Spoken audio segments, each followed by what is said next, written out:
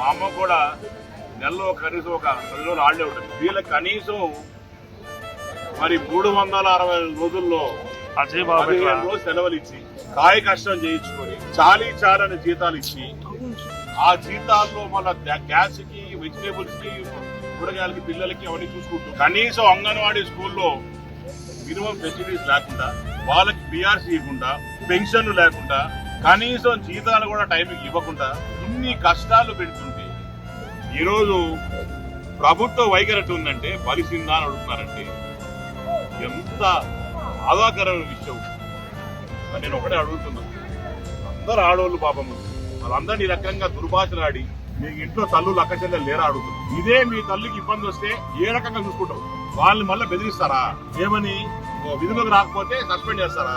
వేరే మార్చేస్తారా? లేకుంటే వాలంటీర్స్ పెట్టి నడిపిస్తారా? ఏది రమ్మని చెప్పు చూస్తాం. మేమే